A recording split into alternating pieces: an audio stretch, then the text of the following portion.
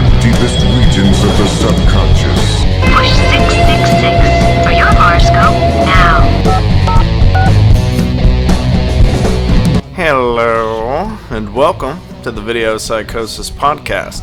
This is episode 20. I'm your host, Strong Knotz, and for those of you wondering, yes, it has been almost a year since the last episode of the show. Where did the time go? Sorry for the wait, everybody. Been working on material for another show for the last several months, and we'll hopefully get that to you soon, as well as, of course, our annual Halloween viewing episode you can expect in the first week of November. Let's play a little quick catch-up before we go into this very special episode interviewing the band VISCERAL CUTS. First off, as some of you may already know, we hit a snag here at Video Psychosis back in January when Facebook suddenly decided to delete our old page out of the blue. In their own words, we were flagged for being, quote, objectionable, although no specificity was given in terms of prohibited content or any community guidelines violations. We submitted a claim, but alas, no dice. We were thanked for our appeal and told we were not following the terms of service with the claim that we posted, quote, fraudulent or misleading content, or content that otherwise violates the law. Breaking the law! Still no exact citations of the problematic material itself, just a swift boot out the door. 3 years of movie reviews, most of which were posted exclusively to the page.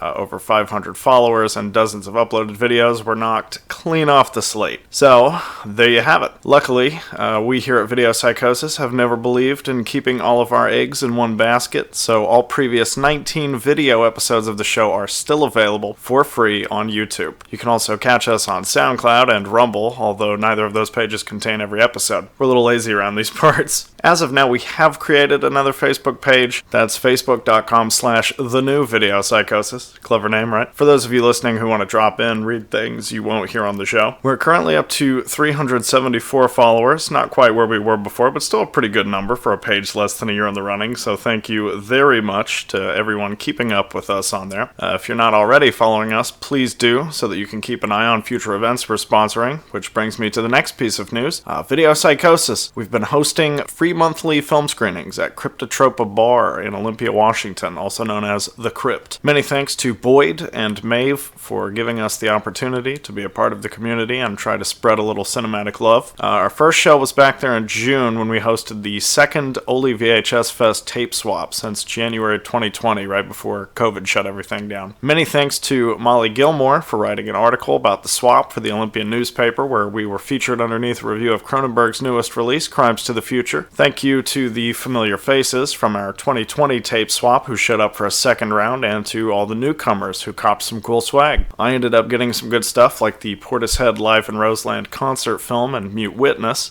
We ended up screening about 2.5 hours of short films like The Clown Tape, which I shared a video review of on our YouTube page, Live from Longmont Potion Castle, Rock's Winning Workout Without Weights, and Forklift Driver Klaus, before the full-length presentation of Hawk Jones, all projected on VHS. After that, I hosted a short film festival called the Far Out Film Fest, where we got a chance to play some of my favorite esoteric gems like Vince Collins, Malice in Wonderland, Bruce Connors, Cosmic Ray, and several others, alongside local filmmakers like Andrew Lippincott and Tori Sinclair, both good friends of the show, Marin Marino, Augustine Dalton, and Rebecca Hamilton. There was a good turnout.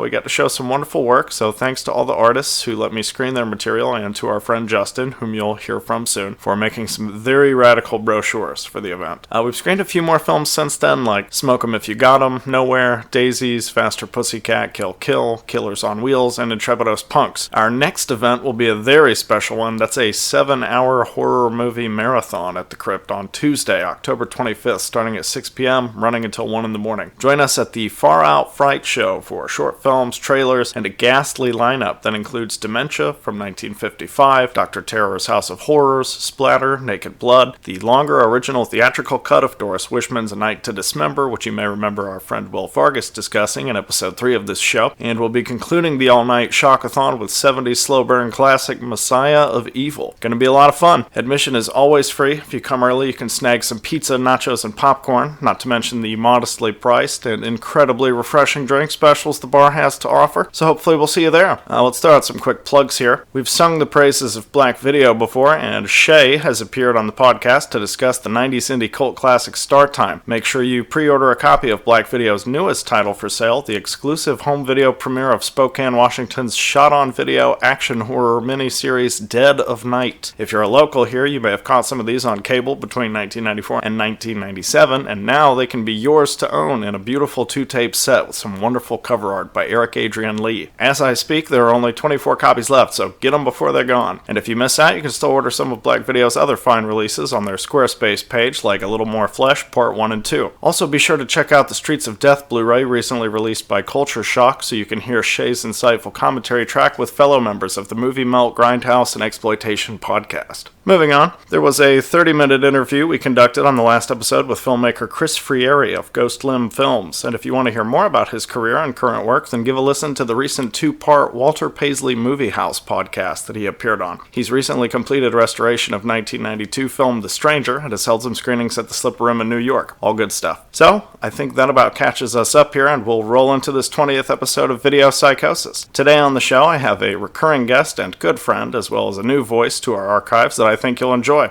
I'll let them introduce themselves. Hello, my name is Brandon Chase Young. I'm 36 years old. I live alone, and I am friends with the guy who's about to introduce himself right now. I am Justin Talley. You don't need any of those other details that Brandon gave you. But we both play in a band called Visceral Cuts. We'll be playing some shows this October. I don't know if you want to explain, Brandon, what Visceral Cuts is. Sure, I'd be happy to. So Visceral Cuts is an audio-visual performance.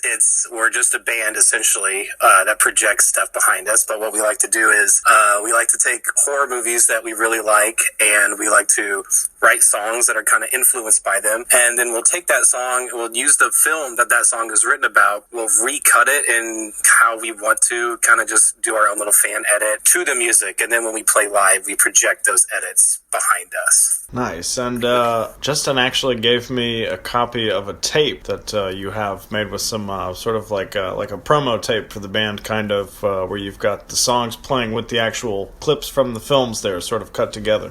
Mm-hmm. Yeah, that's pretty much it. Yeah, those are kind of like our albums, if you will, since it is like a more visual band. You know, the songs themselves are fun and, I think can stand on their own, but, it's the marriage of the audio with the video that we think, gives it that Visceral Cuts experience. But, so yeah, basically all the releases, like the tape VHS that you have are ostensibly our albums. Nice, cool. Y'all play the Devil's Rock music, don't you? Yeah, we only play triads. Nice. And so, how many albums do you have out at this point? We will be releasing our 5th album this coming October. Nice, cool. How long has the band been together? Well, define together. We formed, I think, 10 years ago, and we did a new album every year for 4 years straight, and then we took a little break, nothing big, just a 6-year break, I guess. So this will be our 10-year anniversary technically, but our 5th album. This project only even when we were together, so yeah, a little other context why the break. I also used to live in Texas and I moved to Washington State. So this 5th release we're working on 1,000 miles apart or whatever, with the internets. And when we were together though, we only played during Halloween. It wasn't like an all year round band. That's interesting. I actually just realized this. Our 4th one before you moved was themed in outer space or space movies, and you moving to Washington was essentially as far as outer space, as far as I'm concerned. So it was appropriate. That was our concept record. Mm-hmm. I thought you were about to say, I just realized we only played around Halloween. Wait a second, this is a Halloween band? Very nice. Is it one of those fright bands they talked about on Mr. Show? Is this one of those mummy parties? So you said you have some shows coming up here in October, is that right? That is correct. Yeah, they're all going to be in Texas. It is the motherland for Visceral Cuts. But yeah, we have about, 5, 6 shows? I don't know. Oh, yeah, right. No, we have 4 shows. So where are you going to be playing at? What are the dates? You got anything for us there? Yeah, we're playing October 26th. That's a Wednesday in Denton at Dan Silverleaf. We're also playing that Friday, the 28th, at Texas Theater in Dallas. We're going to be doing a screening of Re-Animator there on 35 millimeter before the show. Oh, nice. Yeah, so that'll be cool. Saturday the 29th is in Arlington at Sunshine Bar, and Monday, Halloween night, is at Rubber Gloves. Very nice. Cool. Okay, yeah, good. And it's actually kind of funny, a couple things brought up there, because Justin has previously been on the show before talking about his past working with Visceral Cuts and other stuff. And in the episode I did with him before solo, he mentioned Rubber Gloves and the Texas Theater, so it's nice to come back around here once again. Cool, yeah. I mean, that is honestly, those two places are iconic. I mean, Texas Theater more so than Gloves, but Gloves for Denton is just like a, kind of like a bastion for creativity and like, you know, just really cool, unique things to see. Very, very cool spot. Strong Knotz, whenever we were talking about, when I was on, talking about the film screenings and how we used to do them there, Brandon was actually a part of that, part of Hotel Broslin. Brandon was there in spirit, and now he's here in the digital flesh. That's Yeah. Long live the digital flesh. Excellent. Okay, and so for this show, it looks like you're going to talk about some of the films that have inspired the songs from the albums, and it looks like you've got a list separated into 5 categories here. Is that going to be per album? Yeah, that list I sent you was the first year, second year, third year, fourth year, and then I think I sent you the list for the fifth year, the one upcoming. All right, so it's just the two of you. Has there ever been anyone else like recording anything for the group, or? Yeah, we had some friends record some stuff on the first year. A guy did a guitar. We had some vocal stuff, but they just recorded with us. They didn't like play with us or anything. So has there been anything else, Justin? I don't think so. I mean, just a little side for credit is due. I think Mike did play his guitar part on Coven that one year. Live? Yeah, I'm pretty sure he joined us once. But yeah, that pretty much sums it up. There was, some background vocals, and our old roommate and friend, Mike Winningham, played guitar on Coven. And then in year 2, we got in way over our heads and more ambitious and did like a SOV wraparound like story between like our songs on the VHS. And so we had a bunch of friends to help us out. There's been some collaboration over previous releases. Playing live, it's primarily 2-piece, Brandon and I. Alright, so I guess we'll go into the first album that you put out there, and it looks like the first film that I have on the list in regards to the songs on there, a classic staple, playing in Texas, can't not talk about this, the Tobe Hooper classic Texas Chainsaw Massacre, 1974. Yeah, that's the one, isn't it? That's the one horror movie I would say any fan should see, and a lot haven't. A lot of people I've talked to have not seen that film, but I think that's the one that started it all too, right? Yeah, so I don't know. I can't remember, Brandon, if we've ever actually like gone through this, or how long it's been, if we have. But the entire reason for Visceral Cuts even existing is because of that film. And it was actually, Brandon and I played several bands together, and we were having band practice for one of the projects. And Brandon, you went to the restroom, and I played in another punk band called Idiots, and I was just like toying around, just trying to come up with some ideas for the next time I was going to practice with that band, and just started playing this like simple punk riff. And then Brandon just came came back into our rehearsal space area, and on the wall was the Texas Chainsaw Massacre poster, with the tagline, "Who will survive and what will be left of them?" Yeah, and so he just started playing drums to what I was playing. Just walked in and sat on the drum set and was playing to this punk beat, and just started yelling that out, "Who will survive and what will be left of them?" And I don't even remember what the conversation was that followed, but it was just like, at that point, it was just like, wow, this is Starving Idiots, this isn't an Idiot song anymore, this is going to be its own thing. And I don't remember any other conversation of when we decided to start it, but that was, I know, the start of everything. Yeah, that's how I remember it too. And I think it was even one of those things, just one of those like simple kind of breadcrumb trails of like, we were just playing it and I was singing and whatever, and then we finished and we kind of just like laughed, and they're like, no, that was cool, like that's like a Texas Chainsaw Massacre song. And they're like, yeah, you should just do a song for every horror movie. And I think it was like that. It just kind of stair-stepped its way into like the concept. And I don't know if we decided like in that practice, like we need to do this, or like we talked about it like a week later, a couple days later, and it was like, hey, that was a good idea, let's just do that. One thing I was surprised till we were working on this track, but the the little like monologue, like scrolling text that's at the beginning of Texas Chainsaw Massacre. We use it in our song. But that's I forget the actor's name, but he's the dude from Night Court. John Larroquette. Yes, yeah. I don't know if you've heard the story. He was paid for that narration with a joint. Nice. Classic Toby Hooper move. I hope he got royalty joints on that. That's every year there's 5 mailed to him since 1974.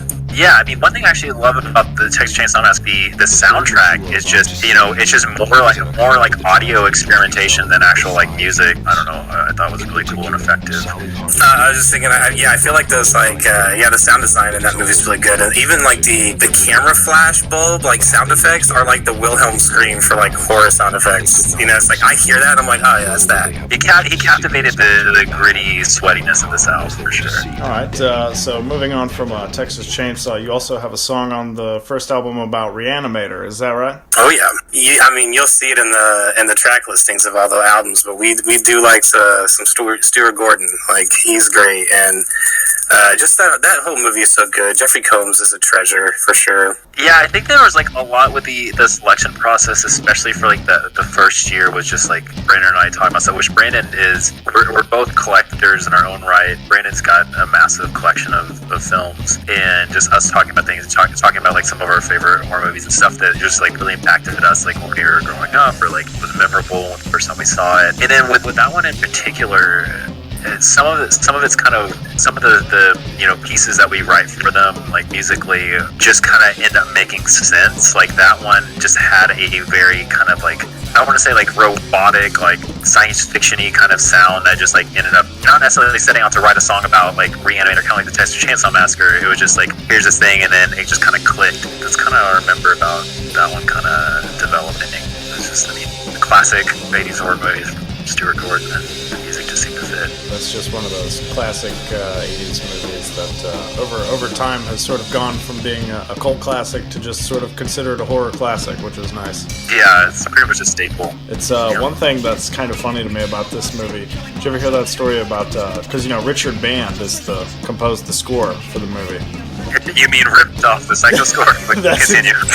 That's exactly what I was about to say. The story behind that is so funny. Him just being told, like, just imitate, the Bernard Herrmann music from Psycho, and he was like, you got it. But it even kind of stands alone, I think, on its own. It has its own catchy, memorable nature to it. It does, and it works so well. Like, I mean, I almost like don't even care that it's like blatant, plagiarism. And I don't know if Charles Band has ever been accused of plagiarism, but it definitely fits into with the sliminess of the aura that he has. But yeah, I don't know. Like I have never heard a side-by-side comparison. I like to hear both audios played at the same time, but it is just shameless. So Re-Animator, yeah, obviously a classic. Another movie here that we can go into. That's David Cronenberg's 1986 remake of The Fly. Oh yeah, this is one of my favorite song and videos. One of my favorite movies just of all time, but I really liked how this one came out. Yeah, and it's like there's several tracks in our catalog that don't have vocals. Like lots of times, the vocals coincide with the film. Sometimes they'll be dumb, like silly ones. Sometimes they'll be like trying to capture whatever horror or whatever of the movies, but like there's definitely some that's just like, okay, this doesn't need vocals. Like I don't even know how you would write vocals about The Fly. Like that's just like that's easy. You just write it from his perspective. It's like, what's all these things that's happening to me? I'm turning to a fly. Just look at my knees. It's like something like that. It's like that easy. Yeah, we can maybe turn that into like an opera or something, operetta. The Fly, the musical. There you go. Sure. But yeah, I don't know. There's some of those films, and The Fly is one of them that almost just have like too much dignity for us to like. The funny thing about The Fly, have you heard the stories about how it was one of the producers on that movie was Mel Brooks? Really? No. Yeah. Mel Brooks was involved as one of the producers on that movie, and the story goes that he didn't want people to know he was involved with the movie because he thought they wouldn't take it seriously. And then at the premiere of the movie, there's like Mark Kermode talks about this on that old Bravo show, the 100 Scariest Movie Moments or whatever. But supposedly, Mel Brooks was at the premiere handing out dealie boppers to people. You know those little things you wear on your head with the little spring coils and the little balls on them? So, everybody was going into this movie with these little dealy boppers on their head, like, oh, Mel Brooks produced this. So they were not ready for that. But, and also, supposedly, that famous line of dialogue from the movie that Gina Davis has, also used as the tagline on the poster, be afraid, be very afraid. Supposedly, Mel Brooks coined that one as well, which is pretty interesting. It is interesting. And, it's really funny because that phrase, I have watched The Fly with people who haven't seen it in their adult life and actually laugh when that, comes up because, that kind of just, for memes for a meme, that kind of got turned into a meme, that thing. So I was just like, no, this is actually what the film that originated it. So it's like, I don't know. I don't want people laughing at The Fly. Don't want Mel Brooks to have his way. And supposedly, before they got Cronenberg involved with this movie, Tim Burton was originally supposed to direct, which is bizarre. Holy God. Yeah. Okay, 80s Tim Burton around that time, I mean, Cronenberg's is definitely a masterpiece, and I agree with Brandon. I don't know. It's definitely would be in my, I don't know where, top 50, but, somewhere up there. But I would like to see a Tim Burton, 80s Tim Burton version of The Fly. I'm sure it would have been entertaining. Not as good, but... the world was robbed of Paul Rubens as Brundlefly. now that seems like it would be produced by Mel Brooks for sure. I'll throw out one more fun fact about this movie because there's a lot of them. But that monkey in the movie? Mm-hmm. Yeah. Supposedly, that monkey has a few acting credits. That's the same monkey from Shakma. Shakma, I did know that. And also in a couple of trashy sort of action type movies, Unmasking the Idol and Order of the Black Eagle as well.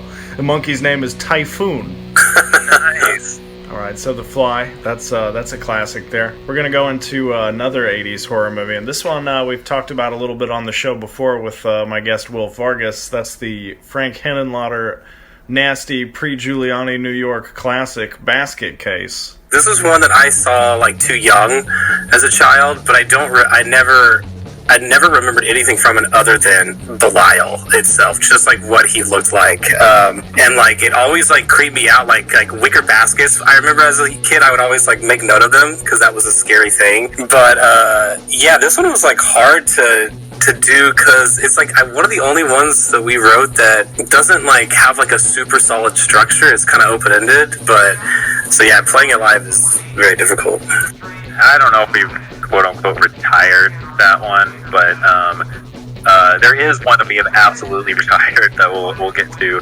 here in a minute. But yeah, funnily enough, I'm actually wearing my Basket Case shirt right now, but along with Brandon, I didn't see it when I was too young. I think I saw it when I was in high school, but the box art was definitely always just there in every horror section of the video stores. It was just creepy and unsettling, and I think our song was fun enough, and did it some justice. Definitely like the song. Wish we could play it live more, but it is what it is, and we will never write songs for the sequels because those are pretty god awful. While you're at it, push some of Henenlotter's pornos on there because he did some pornos. Oh, what? Is that right? I'm not surprised considering he helps Something Weird Video and Agfa all the time. That's not surprising at all. Yeah, Basket Case, a classic, and that is interesting. I actually didn't know that. I'll need to check that out. A lot of those guys were sort of in that scene and everything.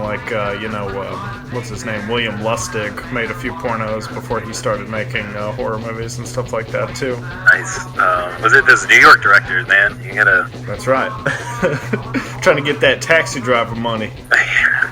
So next up, we'll talk about, could you even consider this a short film? I forget. I don't think it's quite feature length, over an hour. Regardless of the length, that's still a masterpiece. That's Mark Borchardt's Coven.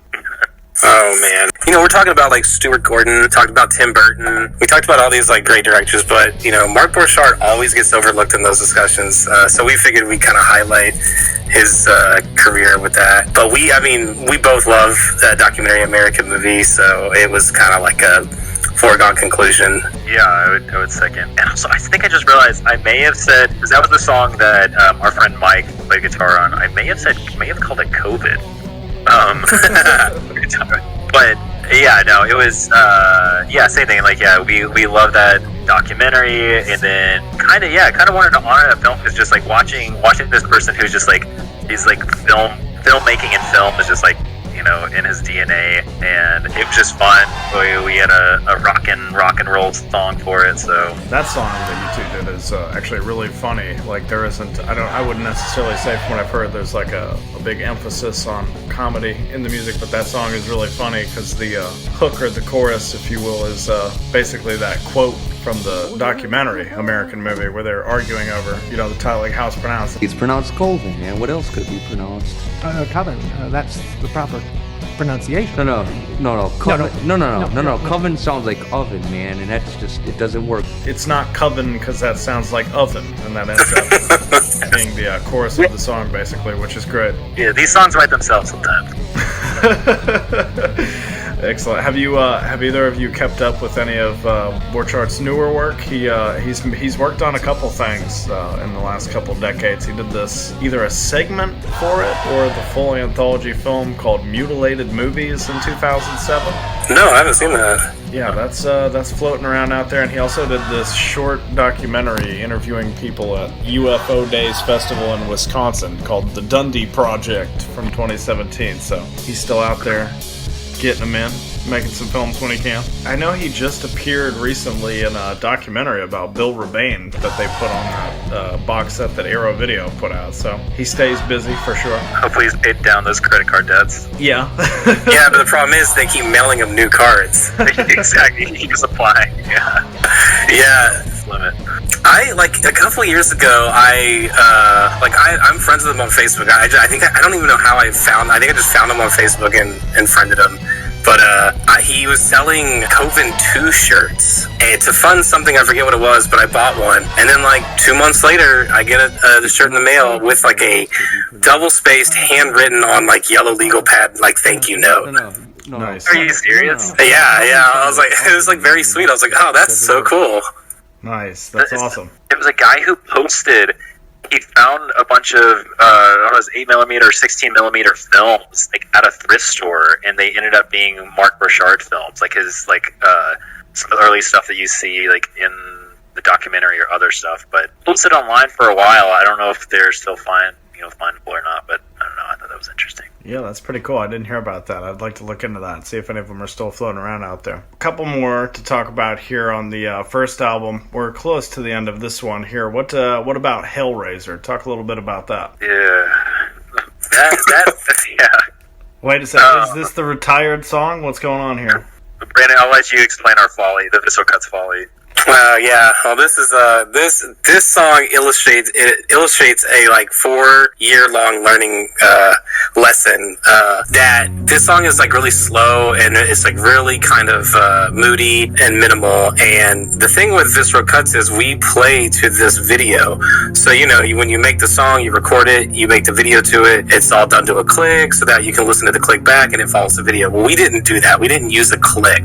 We recorded these songs just free, and so a lot of the times it's very difficult to stay on tempo, but the slower you play it, the harder it is to be consistent. So anyway, Hellraiser is one of those songs where trying to play this live was nearly impossible because of how slow it was, and we're just watching the screen, intently watching it for the next clip to hit, and it just was too difficult.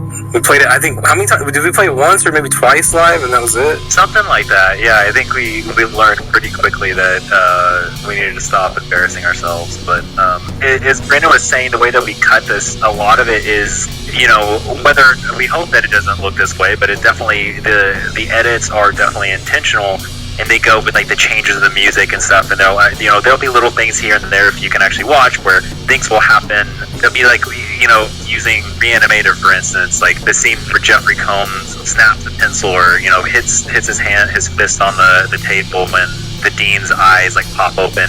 There's those are on drum, on snare hits in the song, and we put the clips in very intentionally. So with that being said, with Hellraiser, none of this as Brandon was saying, it was recorded to a metronome. So whatever tempo that it was recorded at, that's what the film was edited to, or the clips were edited to, and it was way off tempo. You know, there'd be parts that like I would speed up when I'm playing or slow down or whatever. They're not really that noticeable if you're just listening to it, but if you're trying to adhere to a strict, just near impossible. And so we got off. I don't think we played that song like, you know, accurately once.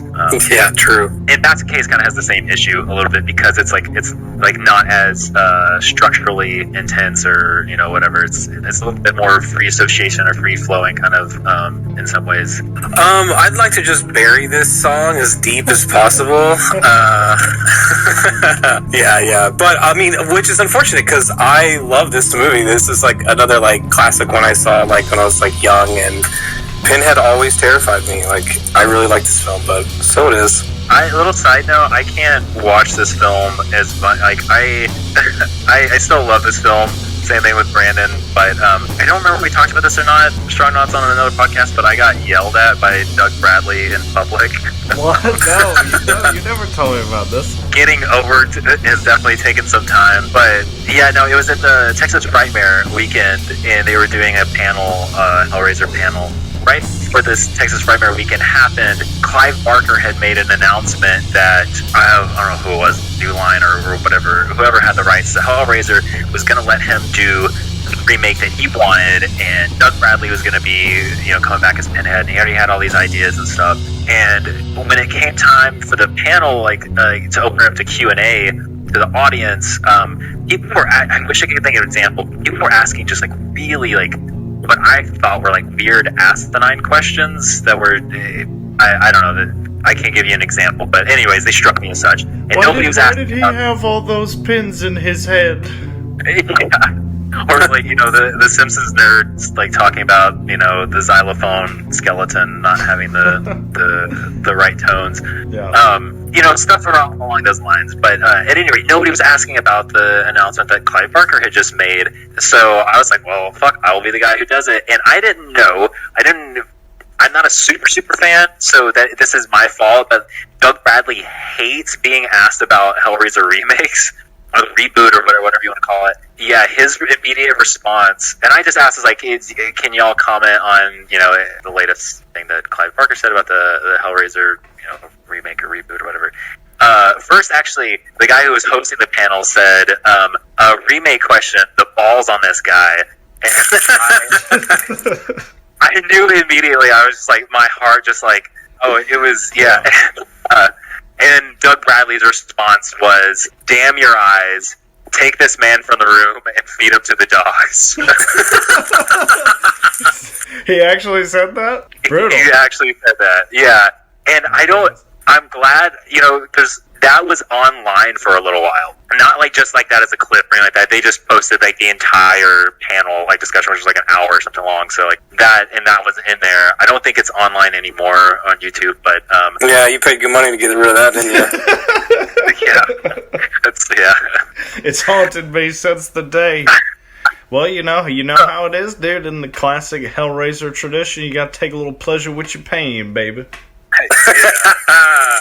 So for the last one we're going to go into here for this first album, you have the first 7 Nightmare on Elm Street films listed here. So tell me all these films and the song here. Go into that for me there.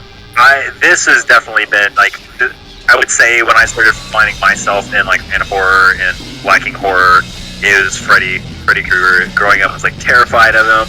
Like advertisements and the box art used to just terrify me and stuff, and so like that was my introduction of being like both like repulsed and compelled by horror.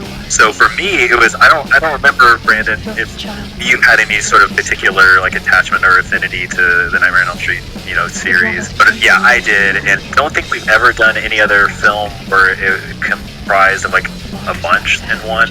Yeah, I don't know. It's one of my favorite ones to play live because it's just, yeah, it has like all the best shit from all the films, and yeah, fun song. Yeah, that series is like one of those where I came into Nightmare series like late, like end of high school, early college was when I was like I started watching all of them, and those are just like the best popcorn version of like good horror you can make, because like all the effects are fun. It's cool concepts. Like he kills you in your dreams. Like that's awesome. And Johnny Depp's in the first one, so like it starts off super strong.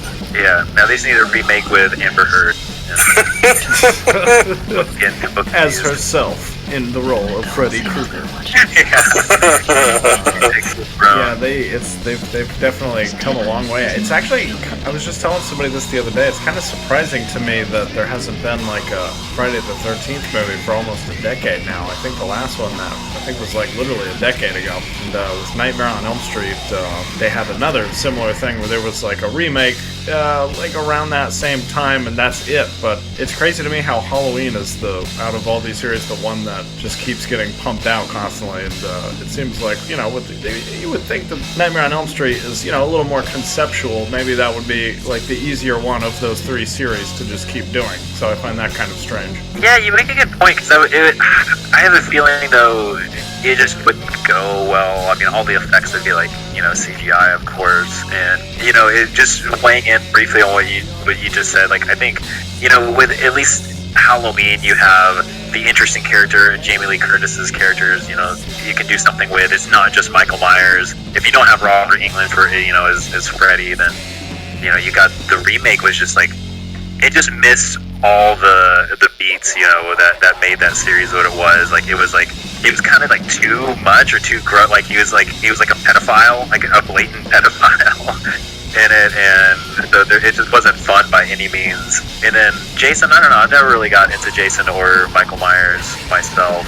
I don't know, it's kind of throwaway. And there's no like good characters, good side characters in Friday the 13th that you can kind of explore. I really enjoy the Friday the 13th movies because they're pretty straightforward. They're honest about what they are, whereas I think with Halloween, they constantly have some reason to change the mythology, and it's like, no, we're switching it around again, like constantly with every movie in there. Where that's an interesting thing to do, but I think it just sort of feels like they're just kind of trying to dry the well as much as possible. But with Nightmare on Elm Street, I would be interested in seeing another one, but yeah, I don't know that they can pull it off these days, probably, sadly. All I'll say is that other than like the movies themselves, I think the best thing that the Nightmare on Elm Street franchise like produced was the Simpsons Halloween bit that they did, because that is Willie. Do what? With Groundskeeper Willie? Oh yeah, it is like one of the best. I mean, it is like one of the best just Simpsons moments. Classic. That's a good. Your second album here, it's just called Visceral Cuts 2, or what's the name of that? Yeah, I think so, isn't it? It is, but we did have, what was the tagline for it? I'm sure somebody else has used this. Fuck. Oh, hell, I have it. Turn on, tune in, drop dead. Oh, that was the second year's tagline? Yeah. Okay, yeah. So this second album here, we're going to start off. There's a movie that you and me, Justin, have talked about a little bit before in episode 4, so I'm going to let Brandon say a few things about that. You mentioned when you were doing the Hotel Broslin, there was a Melt series programmed with Society and I think The Incredible Melting Man, and one of the films mentioned was Slime City. So Brandon, talk a little bit about Slime City for me there. I think this is one, Justin, I think you showed me this movie, if I'm not mistaken. And yeah, I mean, this is, I think actually you kind of got me into like the melt stuff, like body melt. And I think even the Devil's Reign that we showed at Hotel Broslin, I think you showed me that. You were just like, you were in your melt phase, I think at that time. Yeah, no, this is a really cool movie. This is like one of my favorite songs. I just was listening to it today. It's kind of like a different style that we normally play, but it's a good one. Fun movie, fun song, one that we like to play. There was a sequel to Slime City. I have it, but I have not watched it. I've had it for probably over a decade, and I have not watched it yet. Yeah, that was made like somewhat more recently, I think, as well, right? Yeah, I want to say in like the early 2000s or something. Gotcha. Okay. All right. Yeah, Slime City. That's a good one. Some great effects in there for sure. That little head crack on the floor. Yeah. Yeah. The mouth and the stomach. Oh yeah. And we're actually going to go into another one here that was also mentioned in the 4th episode. Me and Justin talked about this one a little bit, and I also referenced it in episode 15, so I'm going to leave all the talking for this film up to you guys, and that's 976 Evil. Brandon, do you have anything to say about that one? Yeah, I mean, this is another one that Justin showed me. Was this one that you liked as a kid, Justin? Yeah, I grew up with this one. They always showed it on UPN. Man, there are so many good one-liners in this movie too. We used them all in our song. We did. We sure did. I mean, we literally wrote a part in the song to accommodate for the one-liners. Yeah. It's a cool concept. Like, the story is like really cool. It's like weird. I just like the idea of like a horror hotline. But yeah, a really unique one. Like one of those that like weird horror movies that kind of spawn out of the 80s is a lot of. I was talking about to Justin earlier. You get a lot of just kind of garbage, but out of a lot of that, you get these gems of just really cool, unique, and kind of characteristic films. And this is definitely one of them. Yeah, I will say on the music side of things, the piece that we wrote for is definitely a black metal influence, and another piece that I think just like married to the material really well, because you have a dorky kid playing with dark forces, and if that's not black metal, then I don't know what is. There you go. Nice. So yeah, 976 Evil. That's a good one. The next one, horror classic. Actually, at this point, probably even more famous than the 1950s film it's sort of remake of, and that's John Carpenter's The Thing from '82. Awesome movie, awesome atmosphere, great acting, amazing effects. I mean, that is the movie. Great score, yeah, for sure, too. Great score, yeah, awesome, like really good. Ennio Morricone, who'd have thought? Yeah, I don't know, Brandon. I know you definitely, I think, championed this movie. I mean, I didn't. Of course, there was no protests from me about it, but yeah, I had to hold you down a little bit, but We're doing yeah, I wanted to do the prequel, and yeah, you're fighting for that. And I was like, dude, I'm telling you, the colors in this movie are really good. It's worth it. White Vistas. Yeah, it's just like, yeah, it's just so good. Like, it does everything that a horror movie should do. It does it very well. It is like kind of like a masterclass. But it's something I've watched since I was like a teenager, and even that first scene with the dog flower, like. I've watched this movie with a lot of girls I've been in relationships with, and that mostly it's hard to get past that scene with a lot of people. Like, that's the one that really gets them, because the dog dies. Yeah. But you gotta kill the dog. That's the rule. That's true. They don't last long in these movies, sadly. Now, I will say the music on this one is really more unique than any of the other stuff that we've done, or it kind of stands on its own. Maybe Xtro touches it a little bit, but I don't know. It was again kind of one of those things of, I don't know that this one necessarily came naturally or not. Probably more on the not side, but it's just like, how do you do this movie justice? Because it's like, it's material that's not, it's not Nightmare on Elm Street, where it's just, kind of like a fun house of effects and stuff. That's just like, this one, like, kind of almost, it has a quiet dignity to it, and it's a slaughterhouse of effects. Yeah, I think it was more of like, because I think you might have played the piano or the synth on this part, or on the song. Did you? No, this one was it was drum driven. It was all your drums, and then it was like noise, like it was just the effects. Yeah, okay, that's right. Yeah, so it was just like, yeah, kind of almost like kind of tribal ambient something or other, but one that we never really played a lot live.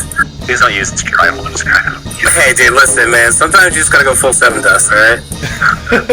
Actually, I will say, I prefer Soulfly. Okay. Now we're getting into hell here. Yeah, the true horrors. I will say, like, we did a trailer for, I think it was for the second year, and the music that we made for the trailer was like a rip-off song. If you remember that, Justin. It has the bump. Yeah. The kind of pull to it. Yeah. Yeah. Well, what are you gonna do? You gotta steal from something. You gotta go Charles Band sometimes. That's right. All right, so yeah, The Thing, that's a classic, obviously, and it's like I said, it's kind of interesting. That's one of those very rare remakes where it's like surpassed the original, both in popularity and probably even in quality. So that's pretty cool. And we talked about Stuart Gordon a little bit earlier, so that's going to take us into the next film. That's From Beyond. Another classic, not quite as popular as Re-Animator, but just as good. Yeah, I saw this movie kind of late in life, in my twilight years, but I love the weird, like, kind of cosmic, Lovecraftian horror with this weird, like, sex, deviant sex, psychosexual mashup. I thought it was really cool. Like, again, you got Jeffrey Combs. It's always gonna win when you have Jeffrey Combs and Stuart Gordon. You're always gonna win. You pick that horse every time. But yeah, super cool effects. Like, forget his name, Dr. Pretorius, I think, is like the guy who like completely transforms into the weird cosmic creature. Like his effects in that are just so cool. Like very, very kind of similar to The Thing in a way, with like all the different kind of weird creative machinations, but yeah, it's a good weird one. I don't know which came first. I suspect From Beyond, but it almost seems like on the effects like side of things, it was like a practice ground for society, because like everything was just like body morphing, and then everything was wet. Everybody seemed like they were just like really wet. I know I was, but and then the colors, like I don't know, it wasn't. I don't want to say it wasn't like giallo like kind of colors, but it was just, you know, they really relied on the color palette to kind of build the atmosphere. Those like neon pinks striking. Yeah, and then of course a classic when I forget his name, but like I think the cop gets turned into a skeleton and he's still kind of alive, and it's great. Ken Foree, is that? Yeah, that's it.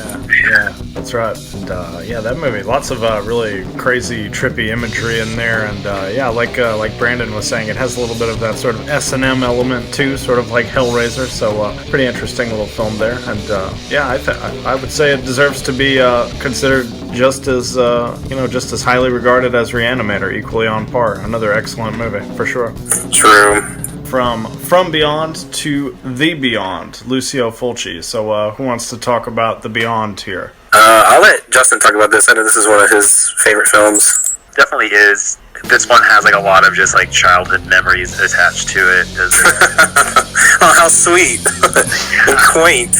And yeah, my brother introduced me to this movie, and it was just along with Texas Chainsaw Massacre was just usually like one of those two movies was always playing in the room that we shared together, it seemed like. But I love this movie. I think it's like Fulci's best movie. I haven't seen his entire catalog, but it's my favorite. And then Fabio Frizzi, his score is one of the best. I think it pairs with it. It's such a good like ghost story. It's like a zombie / ghost story, haunted house kind of movie. But I don't know. Yeah, it's a fantastic movie, even though some of the effects could be laughable, but I'm still okay with it all. You say that now until that spider comes crawling across your face while you're asleep. Yeah, taking a big old bite of that lip. and the tongue. And the eye. That was, yeah. Yeah. I don't know. Speaking from personal experience, I found that crucifixion very believable. Yeah. It was. I've been crucified. It's just like that. Okay. But, the most believable shot in that is I forget the little girl's name when she gets her dome. Oh yeah. Yeah. The little ginger girl when she gets shot in the head. Yeah. Yeah.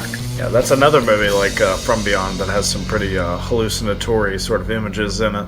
Definitely visually stylish, really memorable movie. The last film here that you have on your second album, and this second album is the one that I have that tape for, Visceral Cuts 2. This is the one with the shot-on-video wraparounds you were talking about earlier. And the last film on there is Tales from the Hood. Oh boy! Wow, what a gem! Which is now one of the highest-grossing series in horror history. Really? No, that's not true. I think the second and third one went straight to video, but I admittedly enjoyed them. I liked them, but I'm not the most discerning viewer, I guess. So. I didn't know there were sequels to that film. Yeah, just in the last few years, they did a 2 and a 3, and in the second one, Keith David takes the place of Clarence Williams the third. Oh. And then in the third film, I believe Tony Todd is the sort of character, although it's not always the same character. They're just like the like the crypt keeper figure, whatever their story is, that sort of binds the stories together. But yeah, the original Tales from the Hood, though, there was just something, the way that it was like portrayed in like the racism, and especially even the last story. I remember seeing, actually the whole movie like freaked me out as a kid. I just remember this one like really, really like fucking with me, especially the one with David Allen Greer. Yeah, the abusive dad. Yeah, he does such a good job in that, and it's like it's really scary. The last story, it was just it was treated like seriously, like, you know, like all the kind of, you know, racism and domestic violence, and, you know, it wasn't done, even though there was like fantastical things like happening, like it still just seemed like really unnerving and really, really scary. So I don't know, I found that one like really effective, and still even watching it, you know, can still get flashes of that for sure. Yeah, this is like one of my favorite ones. It's the first one we did that was an anthology. I think it's the only one we've done that's an anthology, right? I think so, yeah. And we played each story had a different song. So we would just like cut right to a different song when we changed to the next act or whatever. And I really liked it. And we never really played it much, but I always liked this song. It was one of my favorite ones. It's a little more challenging to do because, yeah, like you're saying, Brandon, it's each, you know, we do each short as its own like piece, like contained piece, and then the wraparound was a continual song. Oh yeah, I forgot about the wraparound. That's right. Yeah, we would play it. You know, we kind of played it as the film played. You know, it was fun, but it definitely was not without its challenges to do live. We'd be a bit more on our toes on that one, I think. Yeah, so that's a pretty good selection of movies there. That's your second album. And we're going to go into number 3 here now. Start off with a film that was mentioned in passing before. Justin, when you were on for episode 4, we talked a little bit about Jim Van Bever. Let's talk here about My Sweet Satan. And do you want to go into My Sweet Satan? Well, I mean, this is one I think you showed me because you knew of him. Yeah, this is a cool one. This is just like another like super like aggressive metal song that we wrote about some really cool Satanist kids. It's got a really good head stomping scene at the end. Yeah, and it's weird because, you know, we're horrible off promoting our stuff, and, you know, like we only did it like once, you know, like in the Halloween like season, but none of our videos we do have like most or a lot of our videos on YouTube, and I don't have a lot of views, but for some reason this one has the most, like, oh, that's right. I think it's like a couple thousand or something. I have a theory for that. Did I tell you that? No, what's your theory? So I think it's because if you like YouTube search My Sweet Satan, there's like not a lot on there. Like it's like we're one of the top videos, so I think anyone who just searches it, like looking to watch it or just to see stuff about it, you're only gonna get like a couple results. So we just happen to be there. We win by default. Exactly. That's how you climb to the top. It's the greatest words. Yeah. Language. That's how you get that gold play button. If somebody uploads the actual film to YouTube, you gotta hit them with that copyright strike. You're not taking that spot from me, baby.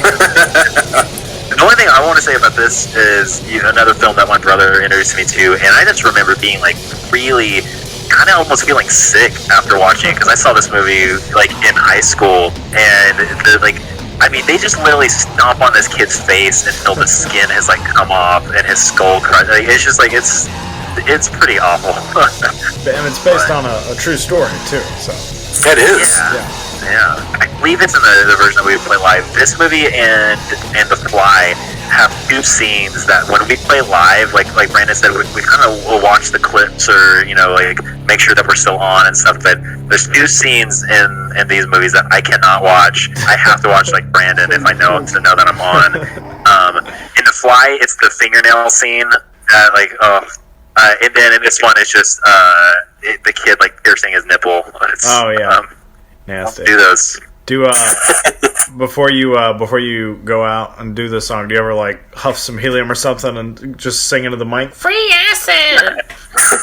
Doses! Free doses! Yeah, so that's a good one, and that's actually like a short film. I don't even think that's probably like 30 minutes. So definitely worth a watch. That's a great one. We're gonna continue the streak here, talk about some more Stuart Gordon, and next we're gonna move into Castle Freak, one of his 90s films. This is definitely the best song we ever wrote for this movie.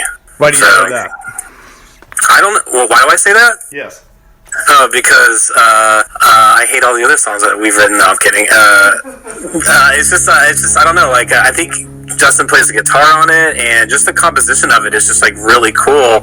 And honestly, I think I told you this, Justin, recently, that the movie is the edit that we did is really cool. Like it kind of like the movie is kind of like a little different for old Gordy and Combs, but they both did like a really good job in like portraying this like kind of really interesting medieval story in modern times.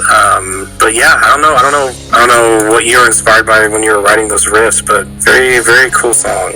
Yeah, I mean, I think I agree with Brandon as far as like composition wise that it's definitely our favorite. It's just different from anything that we had done before, and then the movie itself also, it's very different for Stuart Gordon. The movie doesn't have happiness to it, and actually there's like a lot of really just like disturbing things. You know, like I don't know if the original or I guess there's an unrated version. I was gonna say I don't know if there's an NC-17 one or if it's just unrated. I hope there's not. But yeah, it's just like it's just really fucked up. It's just a fucked up, you know, concept for the movie, and then you know you deal like this really like good kind of like family drama addiction, and it's darker. Yeah, we like. It's kind of dumb. I haven't watched it yet, but there's like a sequel or a remake. Yeah, that's right. And it has some good things going for it, I think, because Barbara Crampton either produced it or directed it, and then Fabio Frizzi did the score. So it's like there's yeah, interesting. But yeah, I don't know. I haven't seen it. Oh, you haven't watched it yet? I thought you were about to like gush over this, and now you haven't even seen it. What's going on here? Yeah, it's. Are you working for Shudder, dude? You trying to plug this? Yeah. All right. For only $5.99, Strong Knotz, you can have a subscription. Yeah, Castle Freak is that's a pretty good one, and I think I don't know if you guys remember this. I think my first exposure to that movie actually when I was younger, back on the Sci-Fi Channel way back in the day, they had this show where William Shatner would host horror movies with like these little puppets in like a lounge or something. Do you guys know what I'm talking about? No. I'm pretty sure they have the episodes on Tubi. I'm fairly certain you can look it up. It's like Full Moon Fright Night. It was somehow like sponsored by Full Moon. I think it was called Full Moon Fright Night, and it's literally just William Shatner in a tuxedo with these puppets. Like, oh, let's watch a scary movie, you know. And, like Street Trash was one of the movies. That's how I first saw that, actually. What? Yeah, Castle Freak was one of them, and I think it was also like just movies that Full Moon owns the rights to. But yeah, so that was how I first found out about that one. And that sounds amazing. Yeah, like I said, I'm pretty sure the last time I was on Tubi, I'm pretty sure they had episodes of it on there, so it's probably still on there, but it's more like an Elvira thing where he just, you know, pops in for like the segues, you know, like every 30 minutes or so. But yeah, Castle Freak, good movie. This next one we're going to go into is actually going to be fun to talk about for me. I just saw this film for the first time like a month or two ago, and I've read a lot about this filmmaker. He sounds really interesting, Hisayasu Sato, and the movie is called Splatter, Naked Blood. Well, a boy falls in love with a cactus that's trapped in virtual reality, something like that. And something like everyone that. lives. Well, I think. Lives happily ever after. Or was it the girl that was in love with the cactus? I think they used the cactus as like a conduit to engage in virtual ecstasy or something. Yeah, something. All I know is these people like to fuck with virtual boy helmets on. So hell yeah! I mean, it's not a bad thing.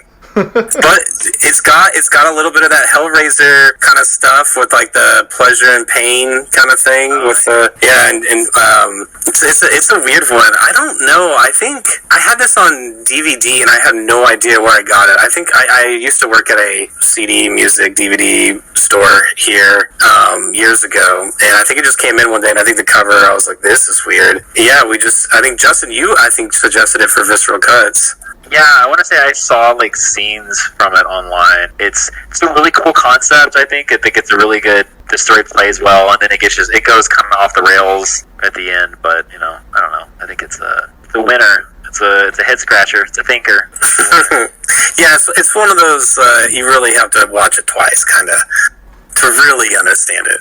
Yeah, that movie's pretty interesting. It kind of it's a little bit, I don't want to say deeper, because that kind of sounds like a very base thing, but it does kind of tap into a more metaphysical sort of element, like movies like Martyrs, or the original Martyrs, or maybe, some of Cronenberg stuff. So it definitely does tackle some sort of heavier subject matter, but it's really short, and it's got some really just unbelievable, gruesome, unforgettably disgusting scenes in it, for sure. It's one thing to go in and watch people strap on a virtual boy and have sex in front of a cactus, that's whatever, but, once somebody starts eating their own eyeball with a knife and fork, that's when the shit's hit the fan, Or their own labia, I'm pretty sure that's what Yes, yep. There's also one of those movies where a guy crawls inside of someone. You don't see that very often, but... I do remember about us editing this, Brandon, editing the video. I think it was just like maybe we had used or structured all of like the, more visually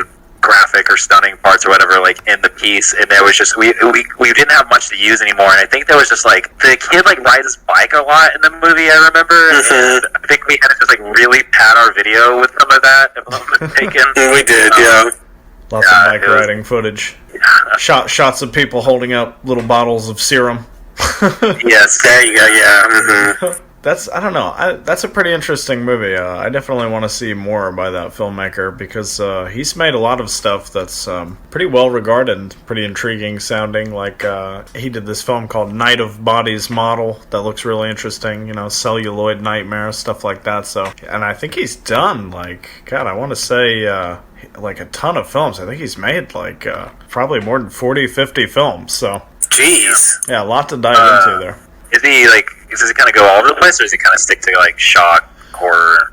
Well, I think a lot of them are more sort of like psychosexual sort of movies, usually really short. From what I've seen, a lot of them are just barely over an hour, so I don't know if it's like V-cinema, like those Japanese movies that are like straight to video, so they're generally a little shorter or what. But yeah, he's got tons of that stuff, and it's one thing I noticed that's funny about his movies is that the English title is usually like a lot more sort of titillating or provocative than the actual Japanese titles. Like, one of his movies, I think, is supposed to just be called Birthday in Japanese, but then the English title's like Perverse Window Train Peeper, something like that. So, one of those filmmakers, but... I'm looking at a list of his films. One of them, I guess this is the English translation, is called Rape Climax with an exclamation point.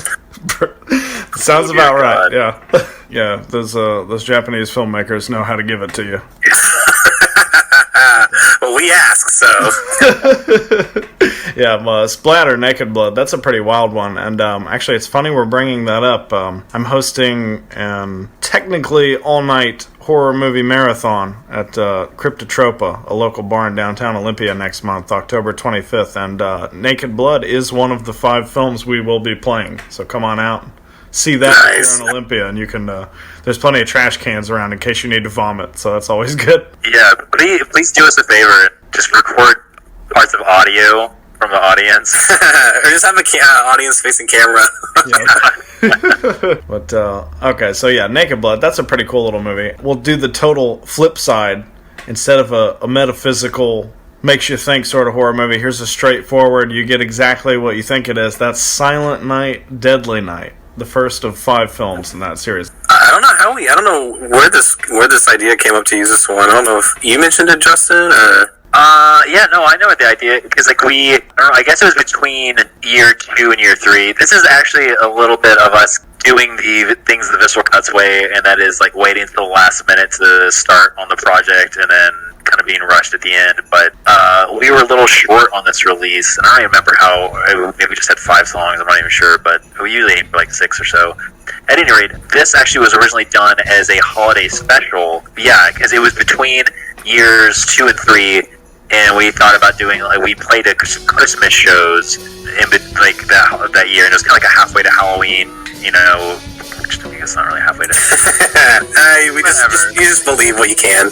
Again, we phoned it in a little bit, but and so yeah, we just did like a handful of shows in Denton, and put together like a DVD that had like mix of videos from years 1 and 2, and then we did a new song for Silent Night, Deadly Night to include on that. And then when year 3 came along, we were like, well, we only did that one-off like DVD with it, like we can include it in this one. because we were short on time and inspiration, I guess. I think we were just like wanting to do Visceral Cuts, and like it was like Christmas is like, well, we both know this movie. It's a great one. So yeah, and it was fun to do. We did have an interesting thought about doing a Visceral Cuts song for the second installment of the series, and it would just basically be the exact same song, but with maybe three new lyrics. Yeah, exactly. Yeah. That's how we do. I still haven't seen the third and fourth films in that series, but I'm not gonna lie to you, I do love the fifth one with Mickey Rooney. Did either of you seen that one? The Toy Maker? No, I have not. Oh my god, you've got to see it. It's incredible. Yeah, Mickey The Rooney. Mixer? Yeah, what's that? The Mixer? As he identifies himself on. That's right, the old Rune himself. Yeah, he plays like basically a toy maker, and it's sort of like the Pinocchio Geppetto sort of thing going on, but in a much more bizarre, unpredictable, and shockingly perverse way. You got to see Silent Night, Deadly Night 5. I promise you, it's hilarious. Yeah, so is there any, like, ties? Do they even try to tie it to the original, like, storyline? Is this, like, well, yeah, dude, it takes place around Christmas. I think that's literally it. So, I don't think it's any of the same characters or anything. It's literally just, here's another Christmas movie, whatever.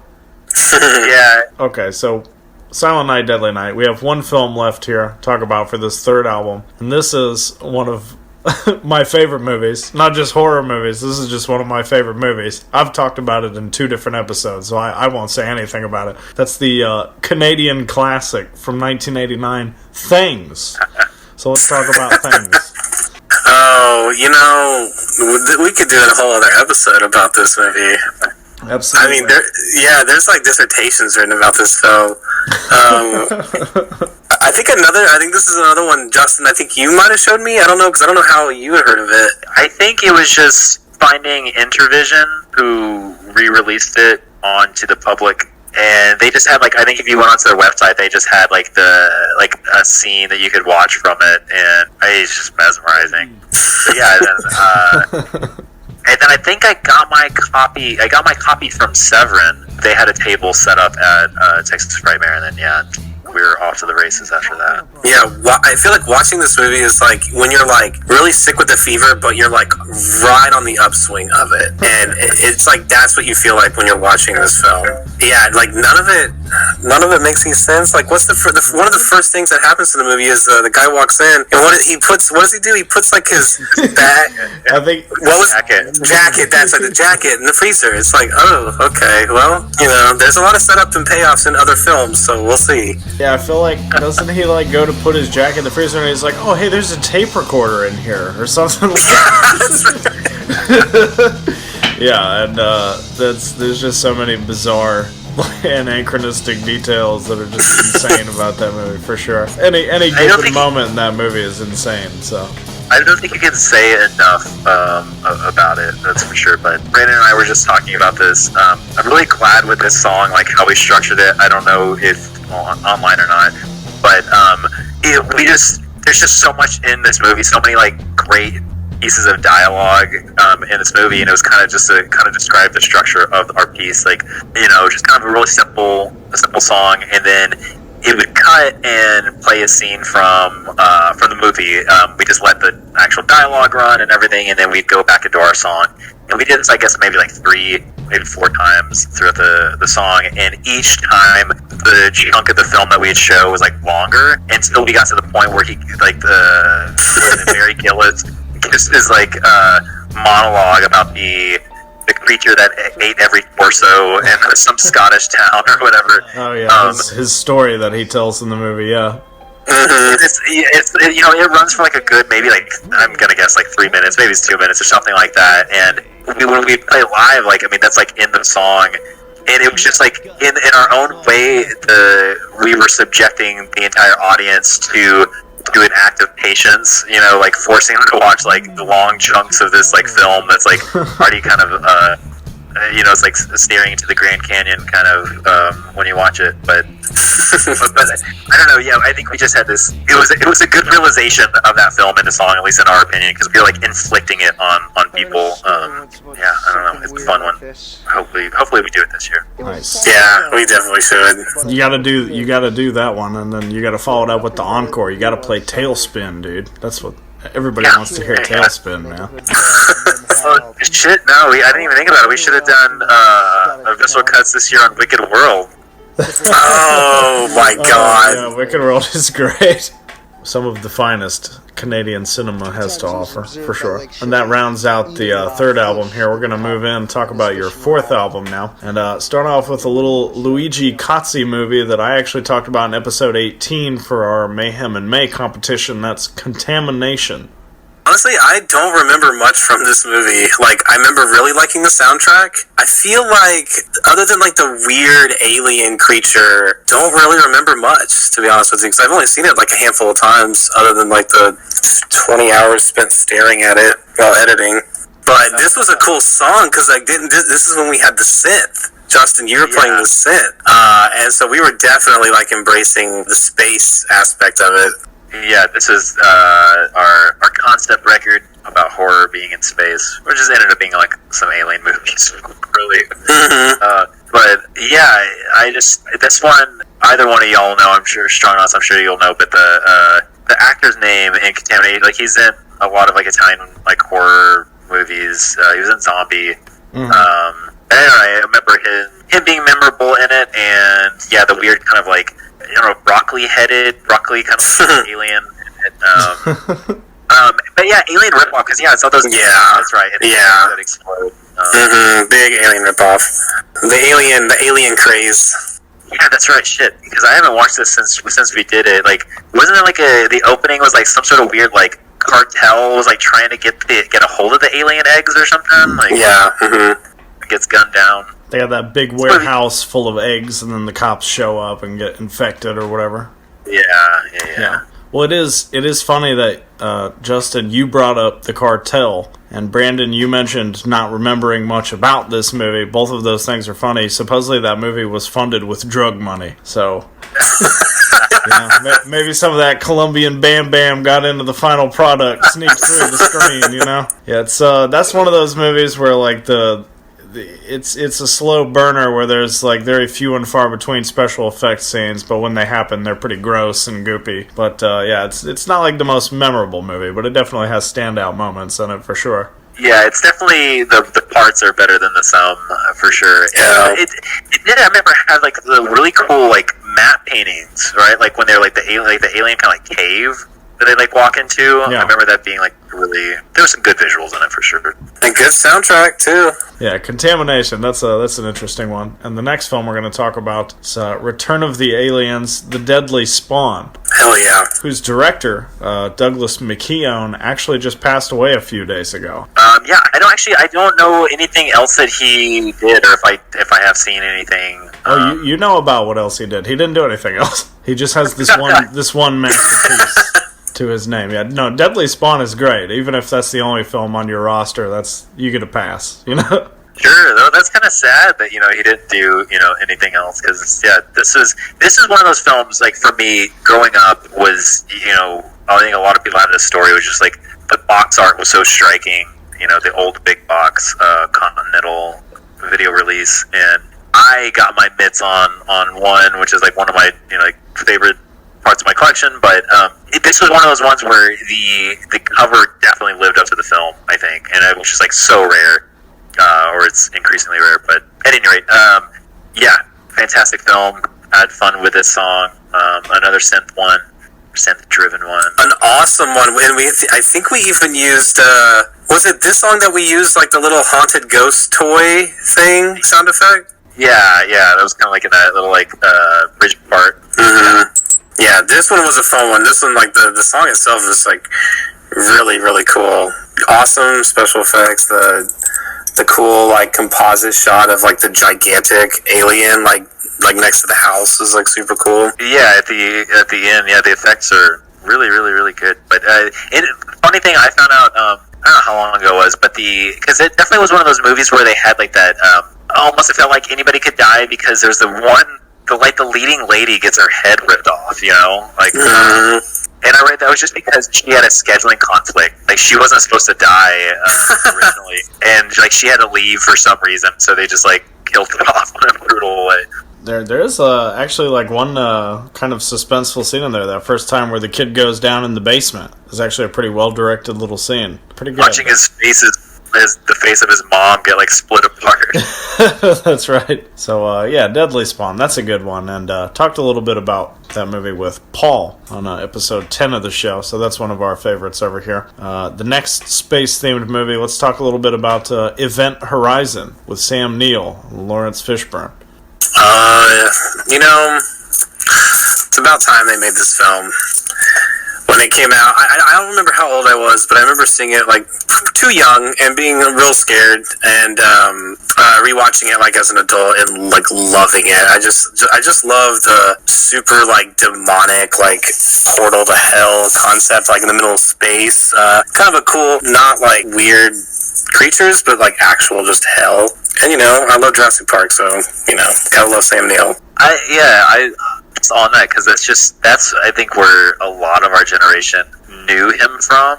Then you have like this movie, and then like Possession, which I think Brandon you introduced me to. He's just done some like cool like fucked up like parts, and has some cool roles in like some fucked up movies. But same here, like I saw this movie like way younger, and just like Sam Neill all cut up and just out of his mind.